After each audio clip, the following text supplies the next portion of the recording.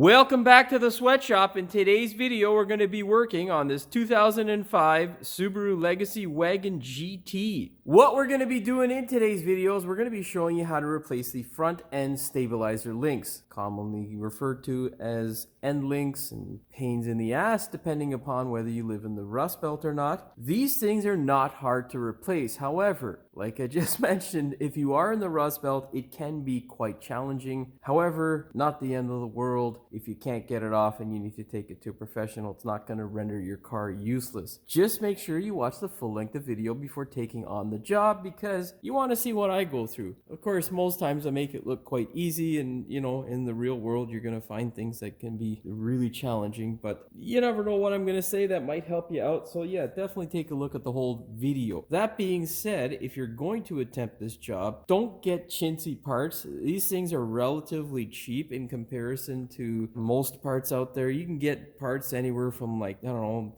$15 to like $50. You want to get something in the middle at the very least. This here is the choice for me. It is the 3.5 stuff. I love these guys. They've been making great parts forever, and parts that generally don't fail a couple of years later. I'm looking at you, Meveltech and Moog, and a few of you other folks out there who really suck. Not saying that these guys aren't without fault. Yeah, you'll get stuff that fails here and there. However, far better quality than most others. It's made in Japan, comes with the correct size bolts and some what look to be washers. I haven't gotten washers with my other ones. Anyhow, whatever. That's nice to have the correct size bolt. If you're wondering what the part number is the same for both sides.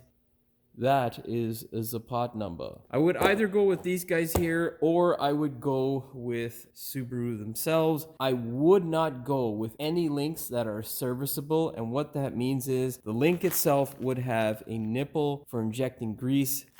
Terrible. Trust me, I know. Moog got me with their lifetime warranty years ago. I had to warranty them I don't know how many times. Those joints suck, and they apply to many different Subaru models. Forester, Legacy, Outback, Impreza. They suck. Stay away from them. I don't care whether it's lifetime warranty. You're going to have a lifetime of headaches and one more thing to do whenever you put your car up. So 3.5 or Subaru, those are my recommendations. Of course, if you are going to attempt this, don't be a crazy person. Make sure you use jack stands. You don't want your car falling on top of you, just so you can save yourself a couple $100 in labor at best. Anyhow, with all that information out of the way, do me a big favor. Hit that subscribe button as well as the notification bell so you never miss one of my new videos. Now, we're going to put this thing up and I'm going to show you what the symptoms are the customer was having and what it is exactly we found. These are our wonderful stabilizer links. There is one on either side. Currently, we are looking at the driver's side lower control arm. That is our link. This is also the one that is causing the issue. The other one seems to be stiff, but not in a good way. You want them to be stiff, but not to the point where they're binding up like this one currently is. Now, I have done quite a bit of work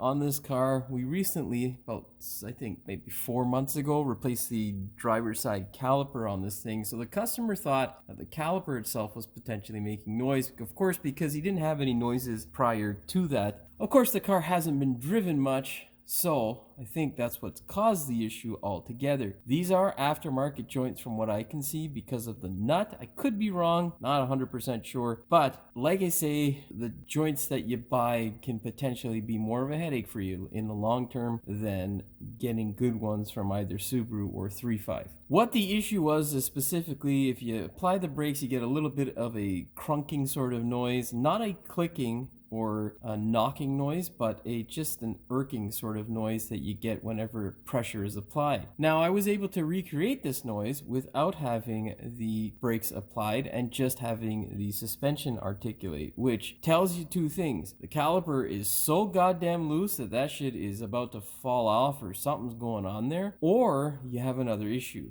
And in our case, it was another issue because I'm pretty sure the caliper was decent when I put it on. So that being said, we started poking around. The ball joint boot is ripped on the other side, and as you can see by my handiwork, we've replaced the ball joint on this side. So I know that this guy is good. I've also rechecked it and it is still good. So I was kind of at my wit's end. I'm like, yeah, suspension wise, all the main components are good. What's causing this annoying noise? after checking bushings and whatnot. Couldn't find anything. So got my pry bar, because you shake this guy, it's stiff. It ain't gonna move. You're not gonna be able to jar this in any way if it's stiff. Now, what you do whenever looking for a noise is you try to articulate stuff. So what that means is you want to move the ball joint inside here to see what's going on. Now, when I first moved this yesterday, it was quite loud. Now, it did get a little bit less, but I'm going to try and articulate it again today and move this stupid thing around just to see if I can get that noise to recreate so you guys can see what it is. Now, I'm going to show you how I was able to recreate the sound. What you want to do is try and move the ball inside of the joint. And the easiest way to do that is take your pry bar, stick it in here,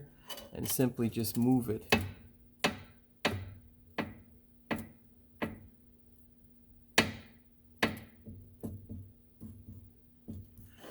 Now that popping sound is exactly what the customer's hearing. So the only solution for that is to simply replace the joint. Why it is that it's happening is two things. There is a lack of grease or lubrication in the joint, and there is more force or compression. Now the two things that cause more compression is rust. Now you can have rust on the outside bucket forcing the plastic inward, or on the ball joint itself actually rusting and giving itself more compression. So yeah, you can see the noise has kind of gone away here, but it will come back up.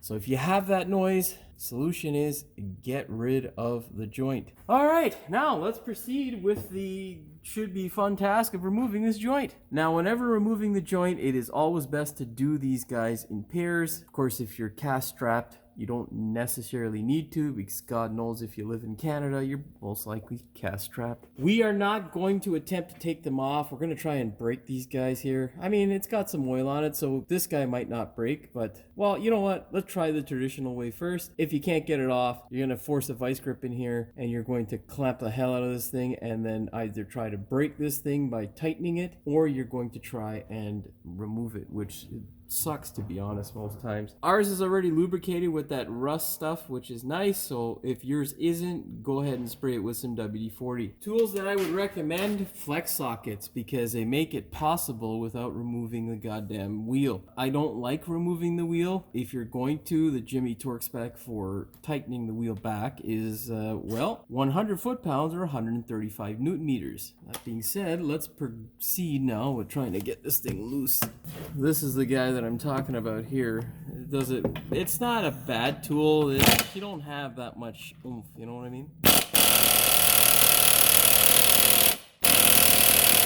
You see what I'm saying? It's just not. Okay, let's try the tightening effect.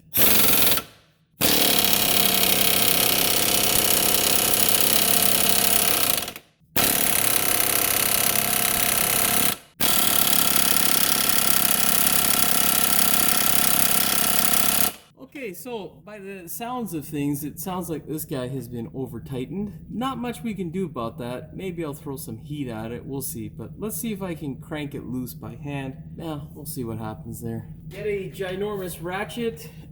If you are in the market for one, this guy here is not the one you want to buy because their warranty program sucks. However, the ratchet's okay. The company sucks because they offered it with lifetime warranty and then said, well, we think the design and the warranty doesn't cover or carry over. You can kiss my ass. Crank it. Oh yeah. Oh yeah. So we've got it loose, which looks like it's gonna come out. You can hear by that wonderful clinking sound. There's a lot of juice. So someone over tightened the shit out of that thing. Now, there is a traditional way where there's an Allen key usually on this side where you can loosen this fella up. That's not going to work. In the rust belt, pain in the ass. You'll end up breaking the Allen key and giving yourself a headache. Now, take your vice grip. You're going to take this thing and squeeze as tightly as you can until the point where you start to feel a bit faint. That's how you know you've got the thing tight enough. And if that's not tight enough, get someone who's stronger. Now, let's try this. We can go a little bit more. Oh yeah, that seems like we can still go a little bit more, but whatever. We don't need to because we got that shit out. There we go, see? I told you it'd be easier with lubricant. And if they don't believe you, that's their problem. Now, we're gonna get a 17 mil for that guy there. We're gonna throw a flex. Yeah, we're gonna throw a flex on that shit. See what happens. Just keep in mind that a flex socket will reduce the amount of torque that goes through to your fastener. I mean, well, sometimes it can be considerable because the angle of twist also makes a difference, but this is too high tech and too informative. You guys don't really give a shit about that. Anyhow, hit it. See, they probably couldn't have torqued that one as much, so they just reefed on the poor 14 mil bolt because they're savages. Anyhow, grab this and do the same thing. Remember, the objective here is to feel like you're about to pass out. That didn't feel so tight, but whatever. Yeah, see, I knew it wasn't tight enough, son of a bitch.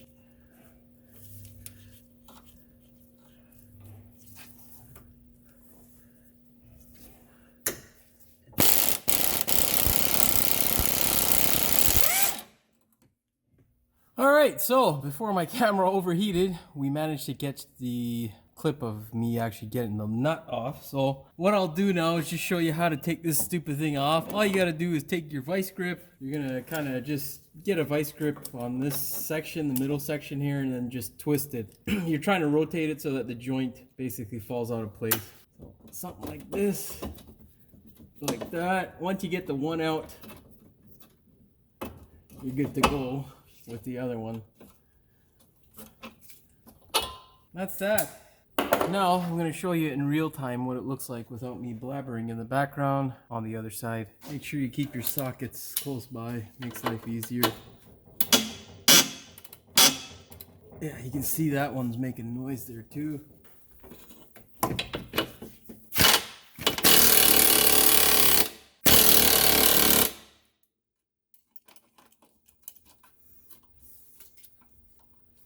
Come on.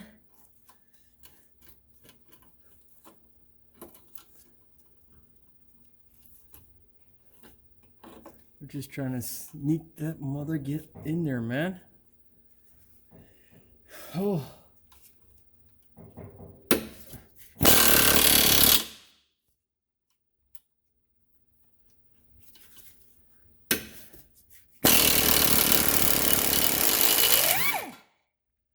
Wonderful. Now let's hit this guy up here. Why didn't they just gun that shit in there? It hasn't even been full 3 minutes and that compressor's running again. I don't know what the fuck they're doing over there, but whatever.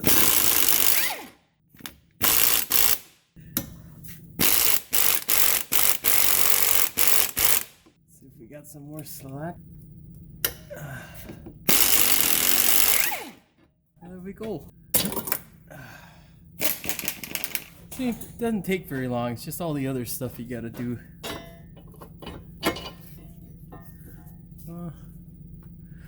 Well, we're not loose on the sway bar bushings, but they're not great, so I'll advise the customer about that. We can do that in another video. Yeah, they're not great. They should be stiffer than that, but it's okay. Okay. Now, what you're gonna do is take your new joint. You're gonna compress the joint like so. Okay, on both sides. And then you're going to slide it into place. It's easy on the front here when you don't have either side connected, but you're gonna have to do that with the other sides. Let me show you. Well, before I do that, just make sure you take your nuts and thread them up by hand. Oh, this car has made everything super oily, so it's hard to get the nuts out. Can't tear into the package. God damn it. All right, see here, it's a lock nut. Let's thread that guy in. Pretty sure it's a 14 mil, just verify. Okay, that's why you thread it up by hand, so you don't cross thread the thing when putting it in. Now, the other side's loose, so it makes it just a little bit easier to maneuver. You're gonna sneak in whichever side you choose first, like so. Oh no, actually you gotta do the bottom side first, Jimmy. Like so, and now you force that guy up just a bit, and there we go. Okay, now put the bolts on. Yeah, if you like it. If he likes it. Oh yes. Now, I most times should be able to thread this up without having to do anything. Seeing as it is a lock nut, it might spin. If it does, then you're gonna have to devise a plan to get that guy into shape. Let us try 14 mil. Yeah, baby.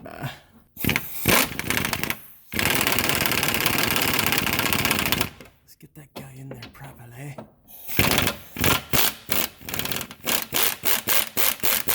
God damn it. Anyhow, I'm gonna take my extra small vice grip. This is not the way you're advised to do it, but I don't want to get the whole Allen key bit and stuff out. Of course, that's the way you guys should do it.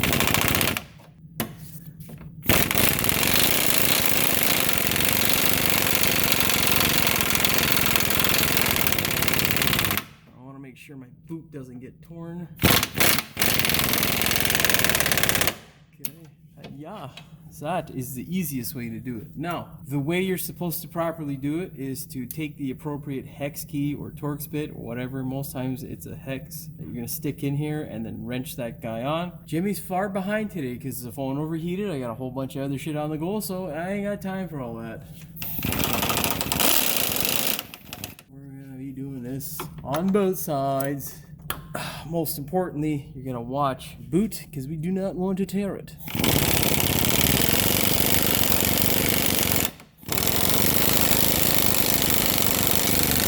And the key is, get a vice grip that is small enough to get in there, because if you puncture that boot, well, the joint's garbage. Okay, I'm gonna go do the other side. I'll be back. Now, it is time to grab your torque wrench. Set it to 33 foot-pounds or 45 newton meters. It's just slightly over 33. Even if you go to 35 foot-pounds, you'll be fine.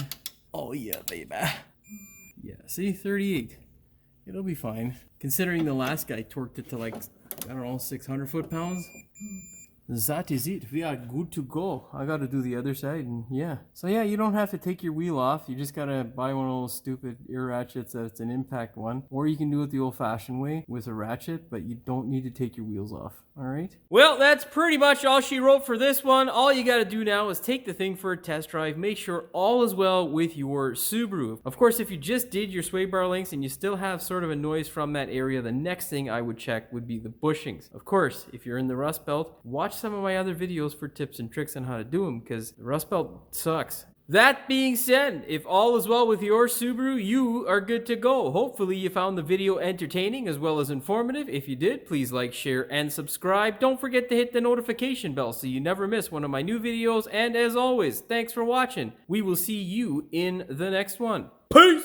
Settle down, camera. Welcome back to the sweatshop. In today's video, we're going to be working on... What did I say? Welcome back to the sweatshop. In today's video, we're going to be working on this 2005 Subaru... I was going to call it a wagon. It's a Legacy. Fuck. Welcome back to the sweatshop. Oh my god. This is not hard. You can do this. We are currently rating, because I have the camera set up, for that piece of shit compressor to go off. Unfortunately, it loves to fucking... Oh, it doesn't look straight to me. Yeah, that looks straighter, but it's now off. Let's go here. Fuck. Well, we could have... Maybe... Oh, fuck's sakes, man. Anyhow, we'll do the editing process and it'll look nice. Settle down, camera! You know what I'm saying? Like, it's not fucking straight now either, son of a bitch. You know, son of a bitch, you know what I mean? Bernie Mac. Great comedian. Okay, that's enough of that fucking adjustmento. That being said, all that fucking cocksucker compressor came on. Look at that. Not even 3 fucking minutes and 30 seconds and that shitbox is on again. What a fuck pile of garbage. Anyhow, with all that useful... But it did get a bit less as I tried to show the customer, and you don't... I don't know where I was going with that. Oh my god, not even fucking 2.5 minutes later. Anyhow, what you're gonna do is... Well, we gotta wait now, because I don't know if the sound's gonna be there, and I don't know if that stupid fucking compressor is gonna overshadow it. And this is basically what you want to do. You want to try and move the bowl. And the easiest way to do that is simply take your pry bar, stick it in here, and just move. Now you can have rust. Oh, the compressor's running. Fuck's sakes. Now whenever moving...